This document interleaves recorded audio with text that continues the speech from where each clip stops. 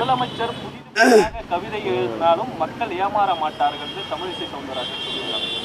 தமிழிசை கவிதையிலே மக்கள் ஏமாறாததால் தான் அவர் எந்தெந்த தேர்தலை எல்லாம் சந்திக்கின்றாரோ அத்தனை தேர்தலிலும் மக்கள் அவருக்கு தோல்வியே பரிசாக தந்து கொண்டிருக்கின்றார்கள்.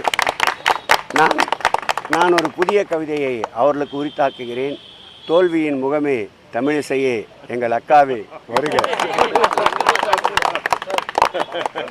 ஓரணியில் தமிழ்நாடுன்னு திட்டத்தை தொடங்கியிருக்கீங்க. அதே நேரத்தில் தமிழிசை என்ன சொல்கிறாங்கன்னா திமுக எதிராக எதிரணியில் தமிழ்நாடுன்னு தான் மக்களுடைய கருத்தாக இருக்குது. பரிதாபம் தான் அந்த அம்மா. ஏதாவது ஒன்று பேசணும், ஏதாவது ஒன்று தக்க வைக்கணும்ல அந்த அம்மா.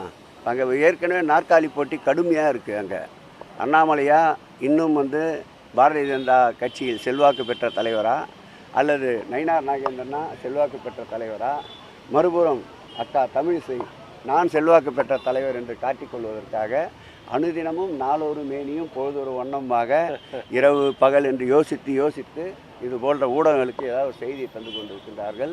அதை நாம் பெரிதாக எடுத்துக்கொள்ள வேண்டிய அவசியமில்லை. சட்டம் ஒழுங்கு நன்றாக இருப்பது தானே அவரும் தமிழ்நாடு முழுவதும் இப்பொழுது பிரச்சாரத்தை தொடங்குவேன் என்று அறிவித்திருக்கின்றார். அது சட்டம் ஒழுங்கு சரியாக இருப்பதால் தானே அவர் வாயில் வந்ததையெல்லாம் உளறி கொட்டி கொண்டிருக்கின்றார். சட்டம் ஒழுங்கு சரியாக இருப்பதால் தானே அவருக்கு எந்த விதமான பாதிப்பும் ஏற்படாது என்பதால் தானே அவர் என்ன நினைத்தாலும் அதை பேசி கொண்டிருக்கின்றார். சட்டம் ஒழுங்கு சரியாக இருப்பதால் தான் நானும் நீங்களும் இங்கே உட்கார்ந்து கொண்டு நீங்கள் கேட்கிற கேள்வி நான் அதற்கு பதில் சொல்கிறேன். ஜனநாயகத்தின் ஆட்சி, சட்டத்தின் ஆட்சி, இது சாத்தான்கள் ஆட்சி அல்ல.